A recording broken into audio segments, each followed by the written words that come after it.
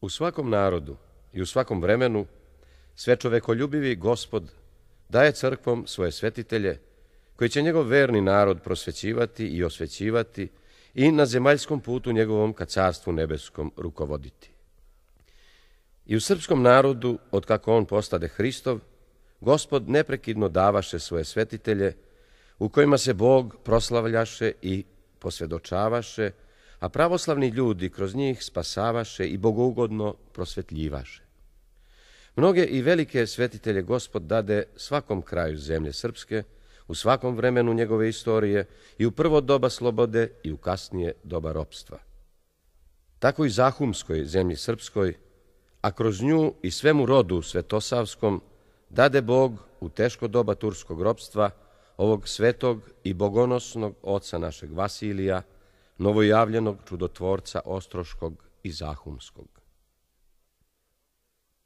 Sveti Vasilije rodi se u selu Mrkonjić u Popovom polju 28. decembra 1610. godine od pobožnih i blagočestivih pravoslavnih roditelja Petra Jovanovića i supruge mu Anastasije. Roditelji na krštenju dadoše detetu ime Stojan, a zatim ga naučiše strahu Božjem i svakoj dobroj mudrosti. Blaženi Stojan od detinjstva beše bistrog uma i vrlo pametan, a dušno beše sav okrenut ka Bogu vrlinom pobožnosti. Prvu školu vrline i pobožnosti Stojan izuči u svojoj kući, jer se u njegovoj porodici više mislilo o Bogu i duši nego o zemaljskim i prolaznim stvarima.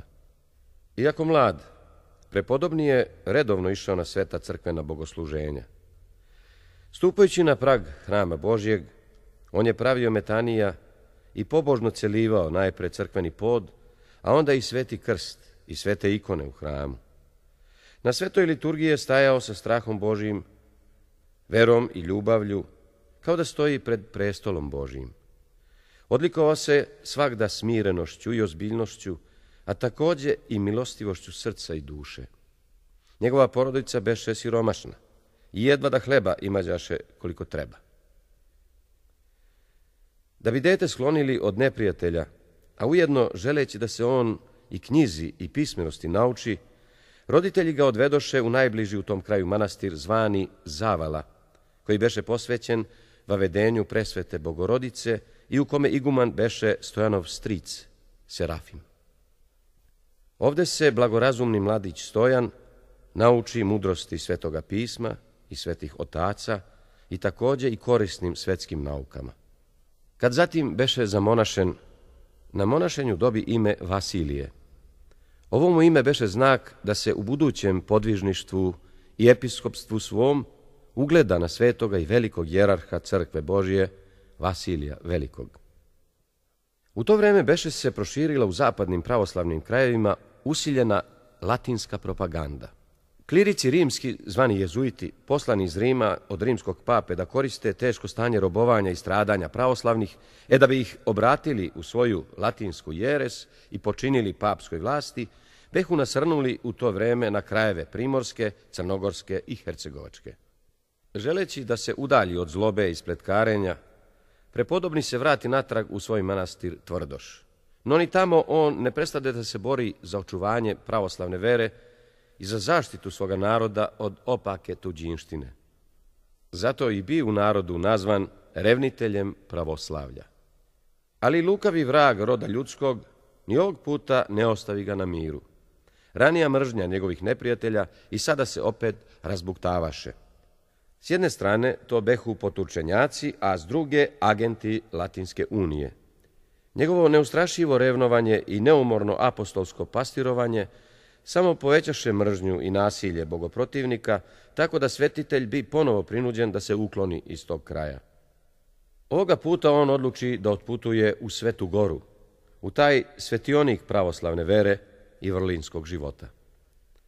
U Peći se javi svjetjajšem patrijarhu Pećkom Pajsiju Janjevcu i ispriča mu podobno o tužnom i čemernom stanju pravoslavnih Srba u Hercegovini, o njihovom stradanju pod nasiljima i zulumima turskim i o lukavoj propagandi latinskoj.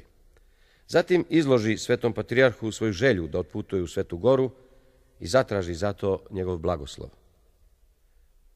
Vasilije doputova mirno u Svetu Goru i zadrža se u njoj godinu dana. Po povratku iz Svete Gore on svrati opet u Peć i javi se patrijarhu.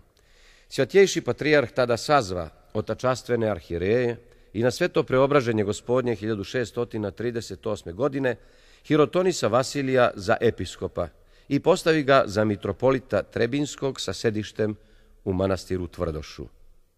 Iako beše još mlad, sa nepunih 30 godina, on bio udostojen episkopskog čina zbog svetosti svoga života i zbog velike potrebe crkve u tim teškim i preteškim vremenima.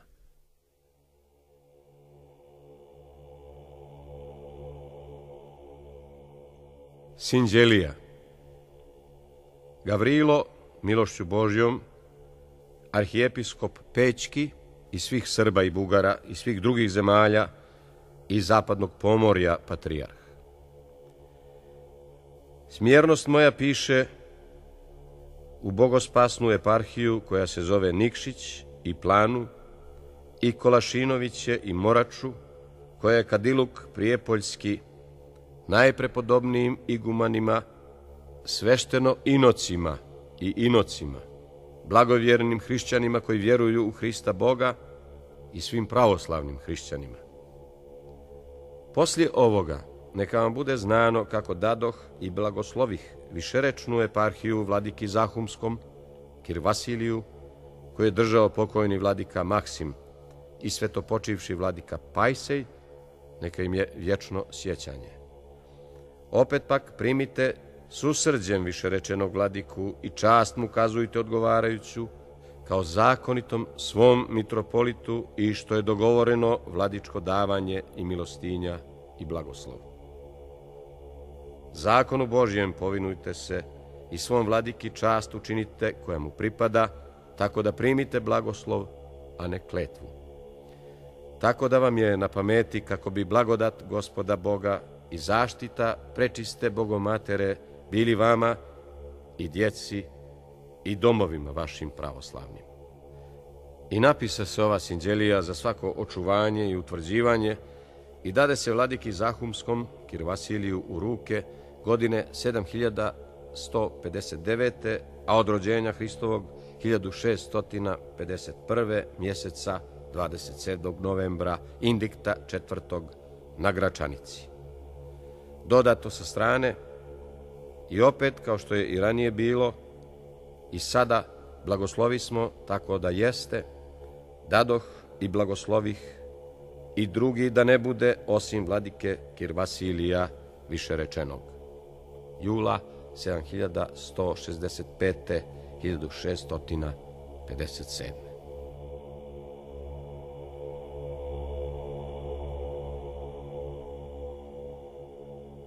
Iako ljubljaše da živi u manastiru svetog apostola Luke u župi Nikšićkoj, dođoše k njemu stariji ljudi iz okoline i usavjetovaše mu da je bolje da pređe odatle u manastir Ostrog, što svetitelj odmah i posluša.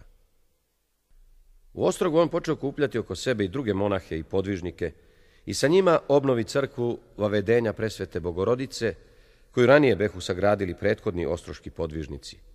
Nešto kasnije on podiže i ukrasi i crkvicu časnog i životvornog krsta u Ostroškoj steni, koja se zatim i živopisa i sačuva se do današnjeg dana.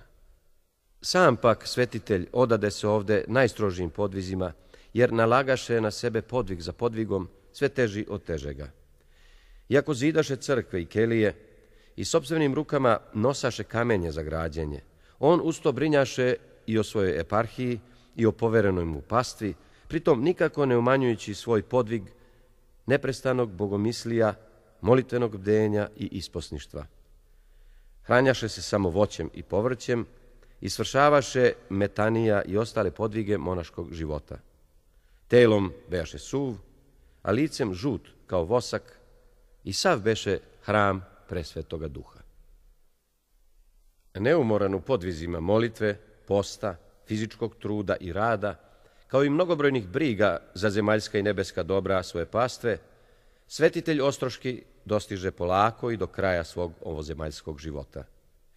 Upokoji se mirno, bez bolova i patnje, lako predavši dušu svoju u ruke Gospoda svog, 29. aprila 1671. godine u svojoj keliji iznad Ostroške isposnice. Iz stene, pored koje se upokojio, docnije je izrasla jedna vinova loza, iako u steni nema nimalo zemlje. Glas o proslavljenju tela svetog Vasilija brzo se proneo nadaleko i narod u sve većem i većem broju poče dolaziti njegovim svetim moštima. Od tada do danas ne prestaju, milošću Božjom i svetošću svetog Vasilija, dešavati se mnoga preslavna čuda nad njegovim svetim i čudotvornim moštima.